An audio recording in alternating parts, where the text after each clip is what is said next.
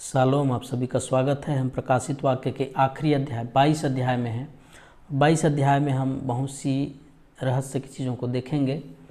तो यहाँ पर फिर मैंने बिल्लौर की सी झलकती हुई जीवन के जल की नदी दिखाई, जो परमेश्वर मेमने के सिंहासन से निकलकर उस नगर की सड़क के बीचों बीच बहती है। जो नदी के इस पार और उस पार जीवन का वृक्ष था, उसमें 12 प्रकार के वृक्ष फल लगे थे और हर महीने फलता था, और वृक्ष के पत्तों की जगह जाति जाति के लोग चंगे होते थे। फिर श्राप न होगा, परमेश्वर मेमने के सिंहासन उस नगर में होगा और उसके दास उसकी सेवा करेंगे। वे उसका मुंह देखेंगे और उसका नाम उसके माथों पर लिखा होगा। फिर न रात होगी, न उनके दीपक और सूर्य को उजाले की आवश्यकता न होगी, क्योंकि प्रभु परमेश्वर ने उजाला देगा। वे युगान युग राज करते रहेंगे। तो 1 पद से लेकर 4-5 पद तक जब पढ़ते हैं तो यहाँ पर वो जो नया आकाश नया पृथ्वी रहेगी उसका परिचय है। 12 महीना मनुष्य के समझ के लिए बताया गया है। वहाँ पर कोई टाइम टेबल नहीं, मैंने आपको पिछले वीडियो में बताया। वहाँ कोई समय नहीं है, कोई महीना नहीं है, कोई दिन नहीं है। वो लिमिटलेस है, अनलिमिटेड है। 12 महीना मनुष्य के समझ के लिए है। ये 1 साल को दर्शाता है। इसलिए स्वर्ग में समय नहीं होगा। इसका मतलब हर समय हर प्रकार का ज़रूरत वहाँ पूर्ति होगा। चंगा करने का मतलब है वहाँ ना कोई बीमारी रहेगा।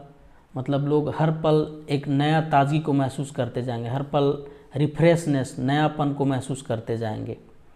यूहन्ना अपनी ओर से आखिरी चेतावनी दे रहा है। परमेश्वर का आगमन निकट है, इसलिए तैयार रहो करके, यीशु आ रहा है करके। 6 पद से आगे जो है, 6 से 17 पद में यूहन्ना जो है अपने ओर से कलीसियाओं को और लोगों को चेतावनी दे रहा है। और वो बोलता है जो जैसा कर रहा है करने दो, क्योंकि यीशु कामों के बदले प्रतिफल देगा। इसलिए किसी को मना मत करो।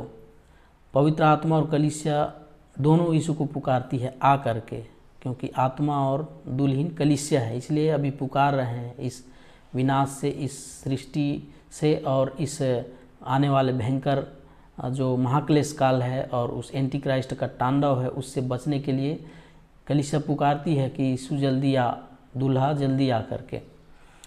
पृथ्वी जैसा पानी नहीं, फल जो है पृथ्वी वाला फल नहीं है, क्योंकि वहाँ समुद्र नहीं है। वहाँ जीवन का जल मतलब स्वयं यीशु मसीह है, और फल वो स्वर्गीय है। खाने पीने पर कोई जीवित नहीं रहेंगे, परंतु परमेश्वर के जीवन, अनंत जीवन में से वहाँ के लोग जो है जीवित रहेंगे। परमेश्वर अपने लोगों के लिए विशेष रखा है वहाँ पर, जो हमारी सोच और कल्पना से बाहर है। इतना विशेष रखा है। बहुत से झूठे शिक्षक हैं जो स्वर्ग और नरक को नहीं मानते हैं, प्रकाशित वाक्य की बातों को गलत ठहराते हैं, यीशु के दोबारा आगमन होगा ऐसा नहीं मानते हैं। कुछ लोग अभी यीशु मसीह आ चुका है, अभी प्रकाशित वाक्य का समय चल रहा है, क्लेश काल का समय चल रहा है, कोरोना काल चल रहा है, ऐसा लोग बोलते हैं। कुछ लोग बोलते हैं 1000 साल का जो टाइम पीरियड है वो चल रहा है, क्योंकि कलीसिया, यीशु मसीह कलीसिया पर विराजमान है और कलीसिया जो है इस संसार में राज कर रहा है, ऐसा मानते हैं।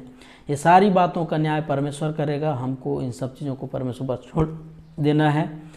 किसको क्या दंड मिलेगा, किसको कैसा होगा, ये सब परमेश्वर जानता है। हम किसी को दोष लगाने या किसी को गलत ठहराने की कोशिश ना करें, क्योंकि मेरे प्रियो लिखा है इस भविष्यवाणी की पुस्तक, जो बातें सुनता है गवाही देता हूँ, यदि कोई मनुष्य इसको कुछ बढ़ाए और परमेश्वर की विपत्ति तो इस पुस्तक में लिखी है वो बढ़ाएगा, और यदि कोई इस भविष्यवाणी की पुस्तक की बातों में से कुछ निकाल डाले तो परमेश्वर जीवन के वृक्ष और पवित्र नगर में से जिसका वर्णन इस पुस्तक में है उसका भाग निकाल देगा। जो इन बातों की गवाही देता है वह यह कहता है, हाँ मैं शीघ्र आने वाला हूँ, आमीन। हे प्रभुआ, प्रभु यीशु का अनुग्रह पवित्र लोगों के साथ रहे, आमीन। तो मेरे प्रियो, हमको इस प्रकाशित वाक्य की पुस्तक को पढ़ना है, जानना है और मानना है और सावधान रहना है, और प्रभु यीशु मसीह की बाट जोहते रहना है। उसके आने के लिए प्रतिज्ञा किया है और उसकी हमको बाट जोहना है, और वो आने वाला है, अपने दुल्हन को ले जाने वाला है। बाकी जो रहेंगे वो दंड पाएंगे और ये सब न्याय होगा। क्रमशः मैंने शुरू से लेकर अंत तक के आपको समझाया कि प्रकाशित वाक्य पुस्तक क्या है, क्यों है, किसके लिए है और कैसे कैसे होगा। अगर आपको और गहराई से सीखना है तो हम जूम में भी ऑनलाइन क्लास लेते हैं, ऑफलाइन क्लास भी लेते हैं।